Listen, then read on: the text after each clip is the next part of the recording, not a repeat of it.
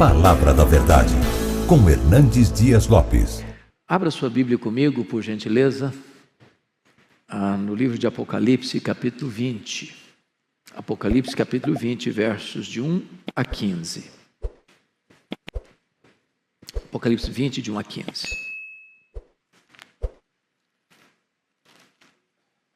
Eu queria que você acompanhasse comigo a leitura e, lido o texto, permanecesse com a sua Bíblia aberta. Está escrito o seguinte: Então vi descer do céu um anjo, tinha na mão uma chave do abismo e uma grande corrente. Ele segurou o dragão, a antiga serpente, que é o diabo, Satanás, e o prendeu por 1000 anos. Lançou-o no abismo, fechou-o e pôs selo sobre ele, para que não mais enganasse as nações até se completarem os 1000 anos. Depois disto, é necessário que ele seja solto pouco tempo. Vi também tronos, e nestes sentaram-se aqueles aos quais foi dada a autoridade de julgar. Vi ainda as almas dos decapitados por causa do testemunho de Jesus, bem como por causa da palavra de Deus, tantos quantos não adoraram a besta, nem tampouco a sua imagem, e não receberam a marca na fronte e na mão, e viveram e reinaram com Cristo durante 1000 anos. Os restantes dos mortos não reviveram, até que se completassem os 1000 anos. Esta é a primeira ressurreição. Bem-aventurado e santo é aquele que tem parte na primeira ressurreição. Sobre esses, a segunda morte não tem autoridade. Pelo contrário, serão sacerdotes de Deus e de Cristo, e reinarão com ele os 1000 anos. Quando, porém, se completarem os 1000 anos, Satanás será solto da sua prisão, e sairá a seduzir as nações que há nos 4 cantos da terra, Gog e Magog, a fim de reuni-los para a peleja. O número dessas é como a areia do mar. Marcharam então pela superfície da terra e sitiaram o acampamento dos santos e a cidade querida. Desceu, porém, fogo do céu e os consumiu. O diabo, o sedutor deles, foi lançado para dentro do lago de fogo e enxofre, onde já se encontram não só a besta, como também o falso profeta, e serão atormentados de dia e de noite pelos séculos dos séculos. Vi um grande trono branco, e aquele que nele se assenta, de cuja presença fugiram a terra e o céu, e não se achou lugar para eles. Vi também os mortos, os grandes e os pequenos, postos em pé diante do trono. Então se abriram livros. Ainda outro livro, o livro da vida, foi aberto.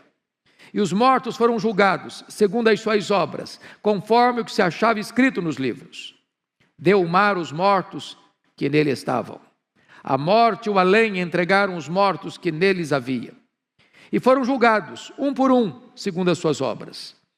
Então, a morte e o inferno foram lançados para dentro do lago de fogo. Esta é a segunda morte, o lago de fogo. E se alguém não foi achado inscrito no livro da vida, esse foi lançado para dentro do lago de fogo. Pois bem, amados irmãos, eu gostaria então de tratar deste tema com vocês, o milênio e o juízo final. A primeira coisa que eu preciso afirmar, e com toda sinceridade e humildade, é que este capítulo é certamente o capítulo mais polêmico do livro de Apocalipse e talvez um dos mais polêmicos de toda a Bíblia. A segunda coisa que eu preciso afirmar, a título de introdução, é que não há consenso entre o povo evangélico, povo cristão, a igreja protestante, acerca do entendimento desta passagem.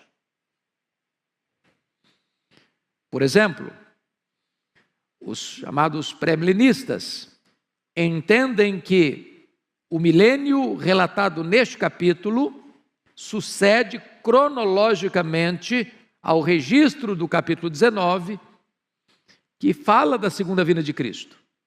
Portanto, esse texto seria um fato posterior à segunda vinda.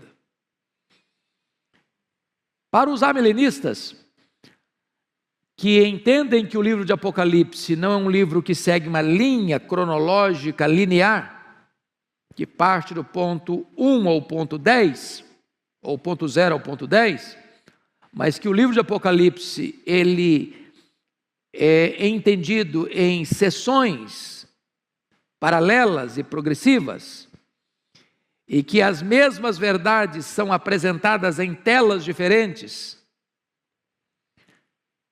E nós teríamos 7 sessões paralelas, quais sejam: capítulo 1 a 3, os 7 candeeiros; capítulos 4 a 7, os 7 selos; capítulos 8 a 11, as 7 trombetas; capítulos 12 a 14, o quarteto do mal, o dragão, o anticristo, o falso profeta e a Babilônia; capítulos 15 e 16, as 7 taças da ira de Deus; capítulos 17 a 19, a queda do quarteto do mal por ordem inversa; e capítulos 20 a 22, a cena do reinado das almas, a prisão de Satanás e o juízo final, e os novos céus e a nova terra.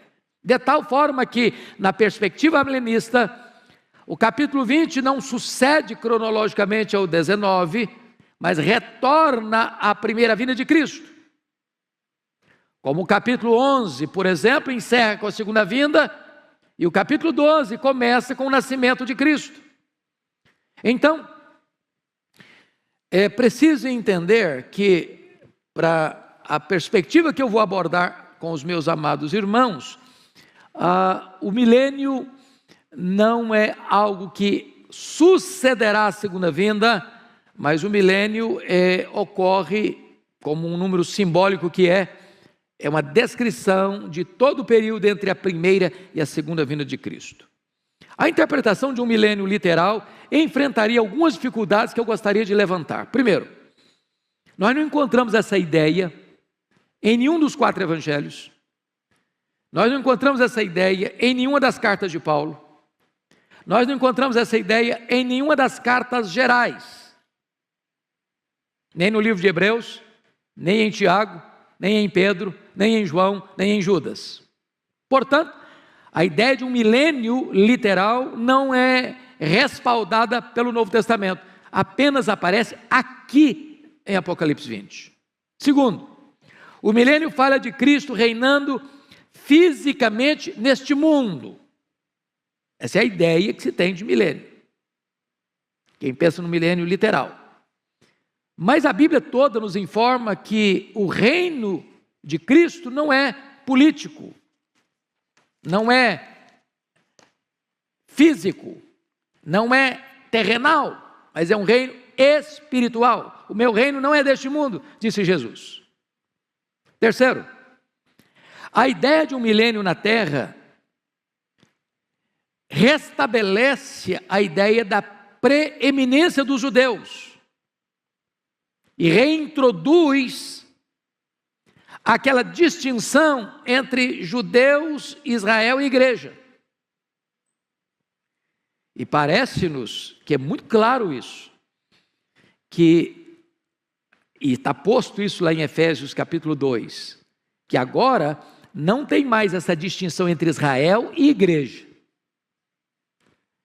O Senhor Jesus só tem uma noiva, só tem uma igreja, só tem um rebanho, só tem um corpo, ele é formado de judeus e gentios.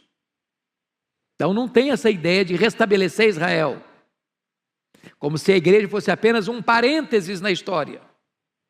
Quarto, a ideia do milênio terrenal ensina que haverá pelo menos 2 ressurreições, uma de crentes antes do milênio e a outra de ímpios depois do milênio. E parece-nos que está absolutamente claro na Bíblia que a ressurreição é única, de crentes e descrentes, porque está posto lá em João 5, 28 e 29, que os mortos ouvirão a sua voz e sairão dos túmulos, uns para a ressurreição da vida, outros para a ressurreição do juízo. Quando isso se dará? Na segunda vinda de Cristo. E Paulo diz isso: quando ele vier, os mortos em Cristo ressuscitarão primeiro, não primeiro em relação aos outros mortos, mas primeiro em relação aos que estiverem vivos. Então a ressurreição é única e se dará na segunda vinda de Cristo. Quinto, a ideia do milênio cria a grande dificuldade da convivência de Cristo glorificado e santos glorificados convivendo com gente não glorificada. Pense você com um corpo de glória, enfrentando gente indo para o banco, indo no supermercado, enfrentando o trânsito de São Paulo. É complicado. É um anticlímax. Difícil de entender isso. Sexto, como conceber a ideia de que as nações, estando sob o reinado de Cristo durante 1000 anos, de repente se rebelam contra Ele, para declarar guerra contra Ele? É outra situação adversa, para aceitar essa ideia de um milênio literal. E finalmente, todo o ensino do Novo Testamento é que o juízo é universal e seguirá imediatamente a segunda vinda de Cristo. Ele virá, se assentará no trono da sua glória e julgará as nações. Então o juízo final não se dará 1000 anos depois que ele voltar, mas imediatamente na volta dele. Bom, eu gostaria então, dito isto, de entrar na exposição do texto. E peço que você, com a Bíblia aberta, me acompanhe, porque eu quero tratar de quatro quadros distintos aqui. Primeiro, a prisão de Satanás, dos versos 1 a 3. O que significa a prisão de Satanás? Pois bem, amados, a Bíblia fala, lá em Apocalipse capítulo 1, capítulo 9, versículo 1, capítulo 9, versículo 11, capítulo 11, versículo 7, e nesse texto, que existe um poço do abismo, e que esse poço tem uma tampa, e que esse poço pode ser aberto, e que esse poço pode ser fechado, e que esse poço pode ser selado. É o que está escrito aí. Vi descer do céu um anjo, tinha na mão a chave do abismo e uma grande corrente, segurou o dragão, a antiga serpente, que é o diabo, Satanás, e o prendeu por 1000 anos, lançou no abismo, fechou e pôs selo. Agora preste atenção comigo. Esta é uma linguagem, meus irmãos, simbólica. Como praticamente todo o livro de Apocalipse é um livro de símbolos, de imagens, visuais. Você não pode pensar numa besta, por exemplo, com 7 cabeças e 10 chifres. Desenha isso, veja o que vira. Então, são símbolos que têm significados.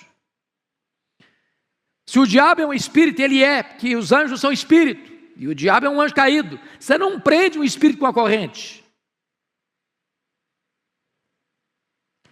Você não prende um espírito e bota uma tampa.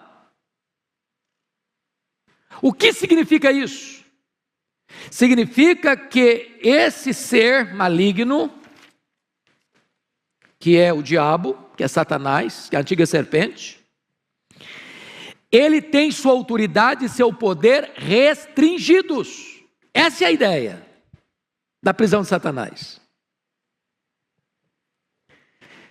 Não significa, entretanto, que Satanás está inativo, mas está limitado. Nas palavras de Lutero, Satanás é um cachorro na coleira de Deus. Ele só pode ir até onde a coleira o permite ir e não 1 centímetro a mais. Deus põe limites. Limites. E qual é o limite que foi imposto a ele? Confira comigo o verso 3. Lançou no abismo, fechou e pôs selo sobre ele, para que não mais enganasse as nações. Então vamos entender o que significa isso, não mais enganar as nações. Primeira coisa que eu chamo a sua atenção é que, do ponto de vista de hermenêutica, né, pastor Arival, a gente aprende isso no seminário, e aprendo nos livros todo dia, que você não explica um texto claro à luz de um texto obscuro, mas você explica um texto obscuro à luz de um texto claro. Eu acho que serve para a teologia e deve servir para o direito também, acredito. A hermenêutica. Não é isso mesmo? Então, a pergunta é: o que é que o Novo Testamento tem a ensinar-nos acerca da prisão de Satanás? Isso tem a ver com a segunda vinda ou com a primeira vinda? Então, chamo a atenção de vocês para alguns textos. Primeiro, Mateus 12, 29. Vocês se lembram lá que o valente, que é o diabo, ele tem uma casa. Ele guarda em segurança todos os seus bens. Que bens são esses? Pessoas. Até que o mais valente, quem é o mais valente? Jesus. Entra na casa, tira-lhe a armadura em que confiava, a panóplia dele, amarra-o e lhe divide os despojos, arranca os bens dele da casa dele. O que significa isso? Que o diabo, Satanás, ao ser preso, ter sua autoridade, seu poder restringido, ele não tem condições de impedir que uma pessoa que Deus escolheu, por quem Cristo morreu, chamado pelo Evangelho, seja impedida de crer no Senhor Jesus. É o Senhor Jesus que amarra o valente, e o fez na primeira vinda, e não acontecerá na segunda, mas na primeira vinda. Lucas 10, 17 e 18, diz que quando os discípulos regressaram, os 70, possuídos de alegria, dizendo: Senhor, os próprios demônios se nos submetem pelo teu nome, mas ele lhes disse: eu vi a Satanás caindo do céu como relâmpago. Limitação de poder. Jesus Cristo disse em João 12, 31 e 32, chegou o momento de ser julgado este mundo, e agora o seu príncipe será expulso. Eu, quando for levantado da terra, atrairei todos a mim. O diabo não pode impedir isso. Louvado seja Deus, irmãos. Se o diabo pudesse, você e eu não estaríamos aqui nessa noite. Se o diabo pudesse, você e eu não teríamos crido em Jesus. Se o diabo pudesse, nós não teríamos sido alcançados pela graça, lavados no sangue do Cordeiro, selados com o Espírito Santo da promessa, e o nosso nome não estaria no livro da vida. Se o diabo pudesse, a igreja não poderia enviar um missionário sequer, e não haveria sequer uma conversão nos campos missionários. Seu poder foi o quê? Cerceado e limitado e restringido. Essa é a ideia. Essa é a ideia. Pois bem, o que significa? Preste atenção nisso. No finalzinho do versículo 3, é necessário que ele seja solto por pouco tempo. O que significa esse pouco tempo em que Satanás será solto depois do milênio? Veja bem, a Bíblia usa algumas expressões para definir esse momento final que vai anteceder a volta de Jesus. Primeiro, a apostasia. Segundo, a grande tribulação. Terceiro, a manifestação do homem da iniquidade, ou do iníquo, que é o anticristo. Quarto, o pouco tempo de Satanás. Essas quatro expressões apontam para a mesma realidade. Para esse momento final, de uma perseguição atroz, de Satanás usar todo o seu arsenal e toda a sua fúria e toda a sua força e todos os seus agentes para perseguir o Cordeiro e a sua igreja. A grande tribulação, a apostasia, a manifestação do homem da iniquidade e o pouco tempo de Satanás. Esse é o tempo que vai anteceder a segunda vinda de Cristo. Mas, outra pergunta: o que significam esses 1000 anos? O que significa esses 1000 anos? Como todo o texto é simbólico, por exemplo, o abismo, o poço, a corrente, a prisão, o selo que tampa o poço, o milênio também é uma linguagem simbólica. é um número completo. Milênio é um tempo que vai, portanto, da primeira à segunda vinda de Cristo. É o número 10 cubicado, pleno. É o exato período em que as almas estão reinando com Cristo. Por exemplo, o que acontece quando um crente morre agora? O que acontece? Primeiro texto, para pensar com vocês, 2 Coríntios 5:8. Morrer é deixar o corpo e habitar com o Senhor. Segundo texto, Filipenses 1:23. Morrer é partir para estar com Cristo, o que é incomparavelmente melhor. O que Jesus Cristo disse para o ladrão à sua direita que se arrependeu, ainda que não 10ª hora da vida? Hoje mesmo estarás comigo no paraíso. Então, quando um crente morre, diz Hebreus que o seu espírito é aperfeiçoado para entrar na glória. Nesse exato momento, a alma começa a reinar com Cristo no céu. Você sabe disso. O corpo foi feito pó, é pó e volta ao pó, é matéria. Mas a Bíblia diz que Deus soprou nas narinas daquele boneco de barro o fôlego da vida e ele passou a ser alma vivente.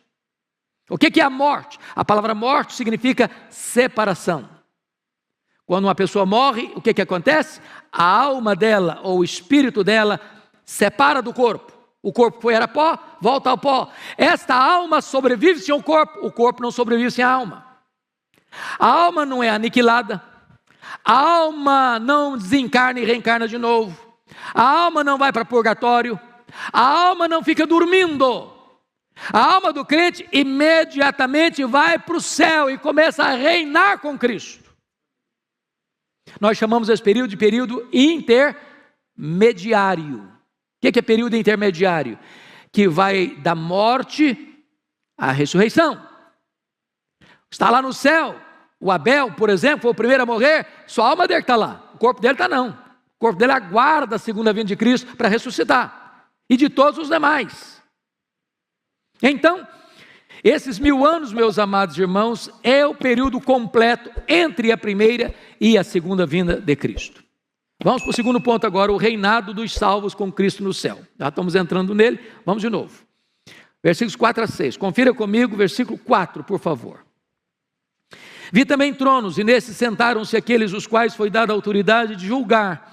Vêm das almas dos decapitados por causa do testemunho de Jesus, bem como da palavra, por causa da palavra de Deus. Tantos quantos não adoraram a besta, nem tampouco a sua imagem, e não receberam a marca na fronte nem na mão, e viveram e reinaram com Cristo 1000 anos. Vamos entender isso aqui. Vi tronos. A palavra tronos, irmãos, preste bem atenção no que eu vou lhes dizer. Aparece no Novo Testamento 67 vezes. No Novo Testamento. A palavra trono aparece só em Apocalipse 47 vezes. Porém, 44 vezes o trono que aparece é o trono de Deus.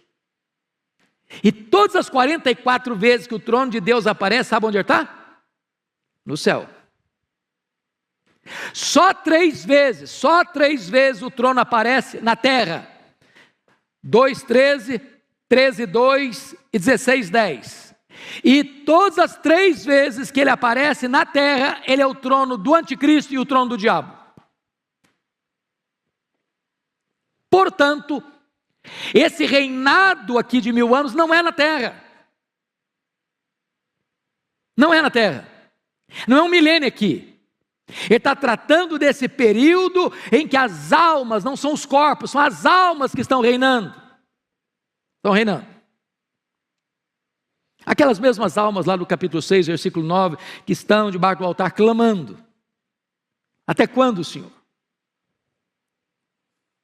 Então é muito importante entender isso. As almas estão reinando com Cristo lá no céu. Abel está reinando com Cristo lá no céu. Seu papai, sua mamãe, seu vovô, sua vovó, que já morreram em Cristo, que já estão com Jesus, estão reinando com Ele lá.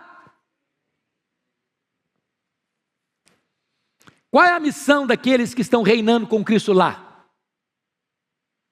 Primeiro, veja você, que eles estão assentados em tronos. Versículo 4. Que essa é a verdade bíblica. A Bíblia diz que os santos vão julgar as 12 tribos de Israel. Está lá em Mateus 19, 28. Que os santos vão julgar o mundo. Está lá em 1 Coríntios, capítulo 6, versículo 2.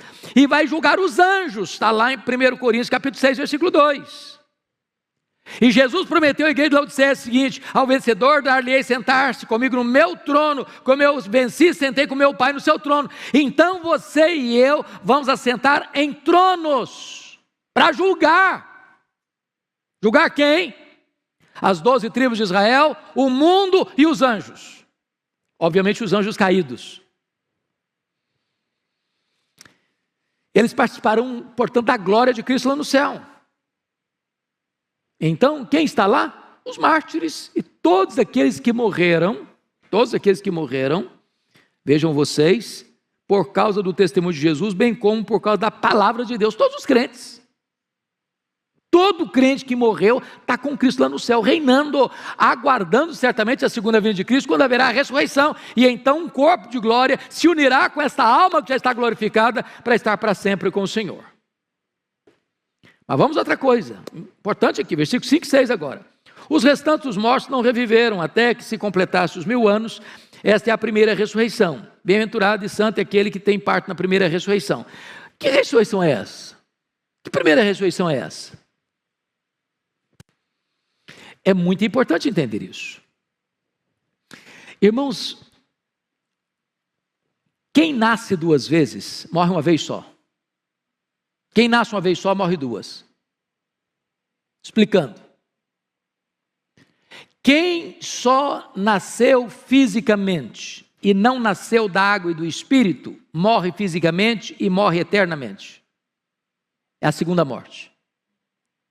Mas quem nasce fisicamente e nasce de novo, a segunda vez, morre uma vez só, apenas fisicamente. A não ser que Jesus volte antes e você é trasladado. Arrebatado, transformado e arrebatado. Portanto, essa primeira ressurreição não é a ressurreição do corpo. Toda a linguagem do Novo Testamento é essa, que quando você recebe a Cristo, você estava morto, e eu também. Deus nos deu vida, estando nós mortos nos nossos delitos e pecados. O que aconteceu quando você foi convertido a Cristo foi uma verdadeira ressurreição. Então, bem-aventurado é aquele que passou pela primeira ressurreição, porque esse não sofrerá a penalidade da segunda morte. Claro, você não vai ser condenado, não entra mais juízo, passou da morte para a vida. Então, essa é a ideia de todo o Novo Testamento. Mas vamos ver agora, terceiro ponto, a derrota final de Satanás, versículos 7 a 10. Olha aí comigo. Quando, porém, se completarem os 1000 anos, Satanás será solto da sua prisão, e sairá e seduzirá as nações que há nos 4 cantos da terra, Gog e Magog, a fim de reuni-las para a peleja. Num dessas é como a areia do mar. Então marcharam então pela superfície da terra, sitiaram o acampamento dos santos, a cidade querida, desceu porém fogo dos céus e consumiu. Vamos entender uma coisa aqui. Há 3 descrições dessa batalha no livro de Apocalipse, capítulo 16, 14 a 21, capítulo 19, 19 a 21 e 27 a 10. Não são 3 guerras diferentes, é a mesma guerra, é a guerra do Armagedon, é a guerra final. São telas diferentes, descrevendo o mesmo fato. O que esse texto está querendo dizer? É que antes de Jesus voltar, irmãos, não esperem num otimismo irreal que o mundo vai melhorar, que nós vamos viver aqui num shopping center, com ar-condicionado. A coisa está pegando, e vai pegar mais.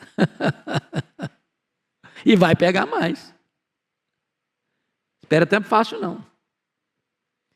Por outro lado, nós não podemos ter um pessimismo negativo, doentio, sabe por quê? Porque a vitória já está garantida.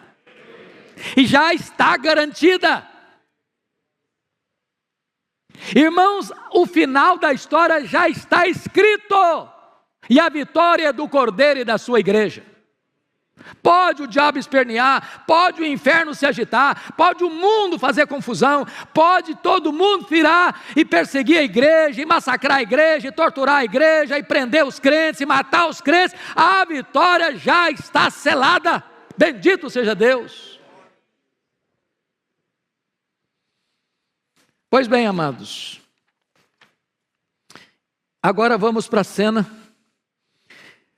apoteótica da vitória sobre os inimigos, porque veja você que nós estamos falando de telas. No capítulo 19, versículo 20, você está com a Bíblia aberta aí, está a descrição aí da prisão da besta, com o falso profeta. E diz o texto que os dois foram lançados vivos para dentro do lago do fogo que arde em enxofre. Mas como Satanás, o diabo, a antiga serpente, é o maioral dessa trilogia maligna, João aguarda para descrever isso mais no final. E aí olha o que está escrito no capítulo 10, 20 e 10. O diabo, o sedutor deles, foi lançado para dentro do lago do fogo e enxofre, onde já se encontram não só a besta, como também um falso profeta, e serão atormentados de dia e de noite pelos séculos dos séculos. Então vamos entender uma coisa aqui. Não tem aniquilamento. O que tem é penalidades eternas. Eles vão ser atormentados, o que está escrito aí? De dia e de noite. É claro que é uma linguagem bíblica, porque na eternidade não tem nem dia nem noite, é eternidade. E a Bíblia fala que aqueles que vão para a condenação eterna são trevas exteriores, banidos para sempre. Mas está escrito mais, eles serão o quê? Atormentados. Quando?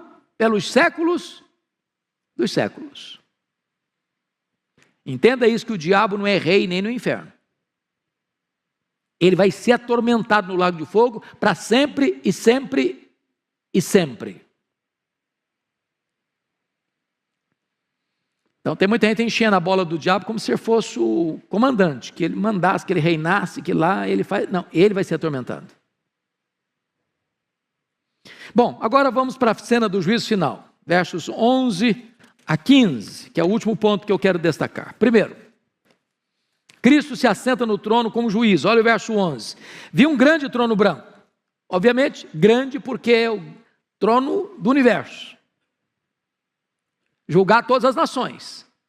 Ele é ao mesmo tempo universal e ele é também individual. Branco porque ele é um espelho da santidade e da justiça. E aquele que nele se assenta, de cuja presença fugiram a terra e o céu, e não se achou lugar para eles. Agora pense na majestade desse juiz, na grandeza desse juiz, na honradez desse juiz, que não macula sua toga, que não mancha suas vestes sagradas, que nunca deixou se subornar para condenar o inocente ou para inocentar o culpado. Ele é o reto juiz, ele é o justo juiz, ele é o próprio Cordeiro, ele é o próprio Senhor da igreja, ele é o próprio Salvador da igreja, ele é Jesus, ele foi escalado para essa função, ele é o juiz. E ele é tão glorioso, ele é tão majestoso, que na presença dele o céu e a terra ficam com vergonha e se encolhem. Segundo lugar, os mortos ressuscitam para o julgamento. Olha versos 12 a 14. Vi também os mortos, os grandes e os pequenos, postos em pé diante do trono. Então, quem vai estar lá? Todo mundo. Crentes, não crentes, grandes, pequenos, ricos, pobres, doutores, analfabetos, ateus, agnósticos, místicos,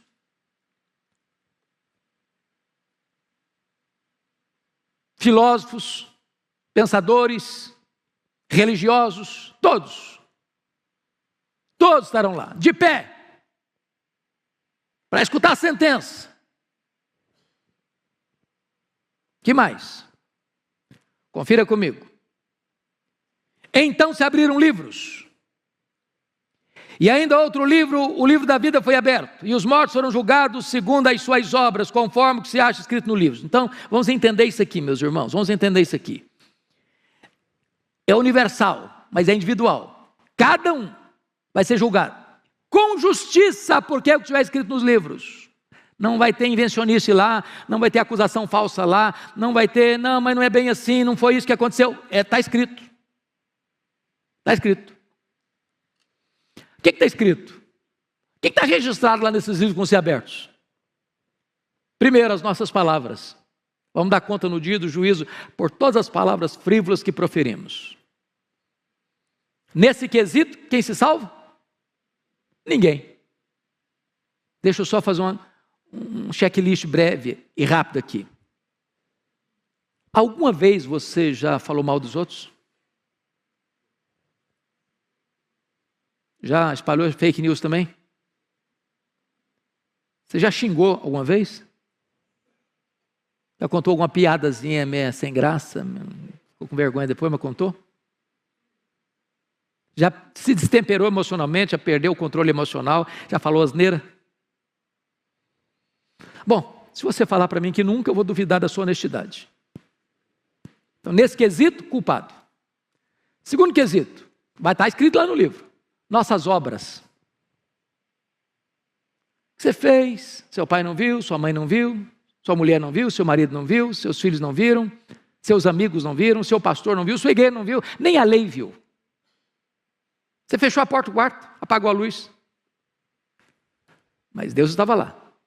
Está escrito. Você não lembra mais, mas está escrito. Apagou da minha memória, mas está escrito. Terceiro, então nesse quesito, quem se salva? Ninguém.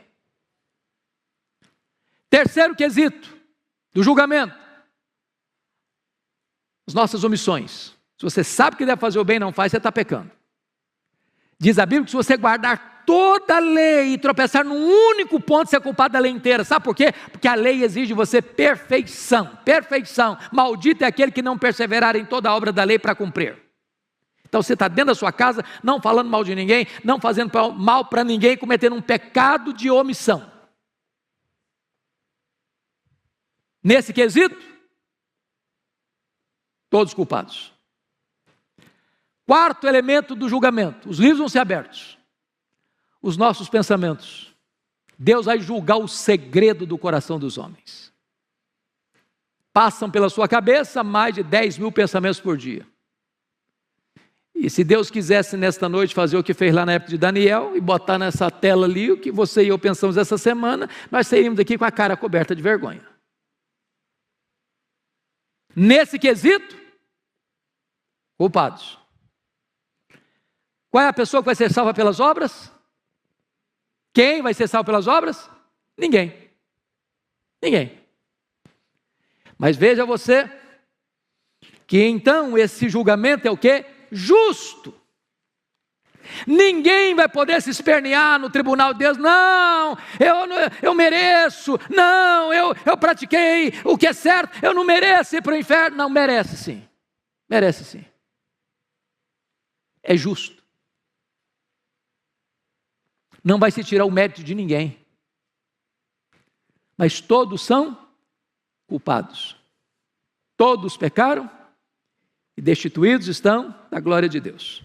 Então, vejam vocês que o critério para a salvação qual é? Leia comigo, por favor, versículo 15, vamos juntos? E se alguém não foi achado, escrito no livro da vida, esse foi lançado para dentro do lago de fogo. Mas vamos ler o texto na outra perspectiva. Se alguém foi achado inscrito no livro da vida, esse não foi lançado para dentro do lago do fogo. Bendito seja Deus. Mas como é que o seu nome vai aparecer no livro da vida? É por aquilo que você fez? Não. É por aquilo que Deus fez por você em Cristo Jesus. Você foi salvo pela graça, eu fui salvo pela graça, nós fomos salvos pela graça. Então, antes da fundação do mundo, Deus já sabia isso, seu nome estava lá.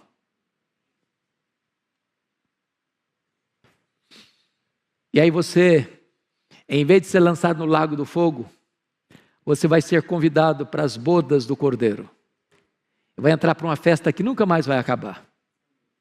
E você vai reinar com Cristo. E você vai se alegrar em Cristo. Você vai conhecer a Cristo. Você vai fruir a presença de Cristo. E você vai desfrutar da bem-aventurança eterna. Mas eu quero concluir olhando com você o versículo 14. Então a morte e o inferno foram lançados para dentro do lago do fogo de enxofre, ou melhor, para dentro do lago de fogo. Esta é a segunda morte, o lago de fogo. Como é que você vai entender isso? A morte é o estado, e o Hades e o inferno, ou Hades, é o lugar. A morte é o estado, o Hades, o inferno, é o lugar. A Bíblia diz que a morte é o último inimigo a ser vencido. E o inferno aqui, que é Hades, preste bem atenção nisso, é exatamente o lugar onde os ímpios são atormentados no estado intermediário. Lembra lá da parábola que Jesus contou, Lucas 16?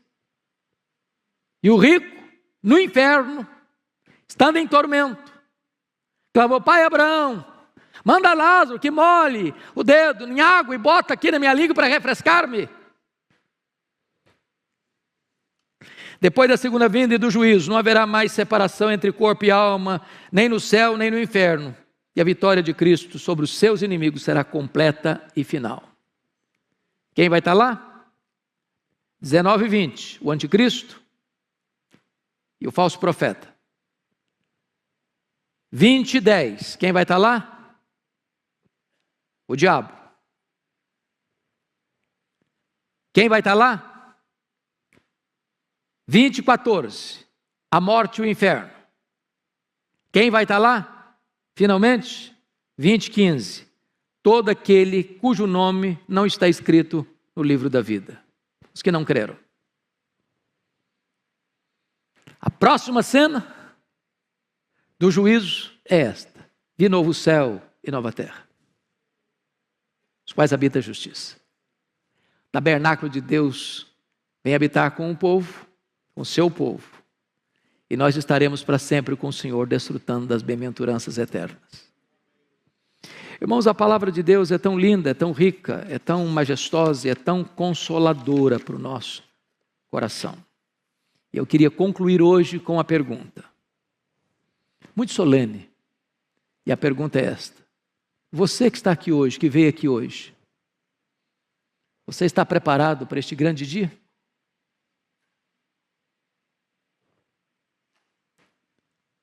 De que lado você estará naquele dia? Segunda pergunta: hoje, agora, você já está debaixo do sangue do Cordeiro? Ou ainda você está debaixo do peso e condenação dos seus pecados? Terceira colocação: hoje é o tempo oportuno. Agora é o momento de você se arrepender e voltar-se para Jesus enquanto é tempo. Hoje, Ele pode ser o seu advogado. Amanhã, certamente, Ele será o seu juiz. A decisão é sua, intransferivelmente sua.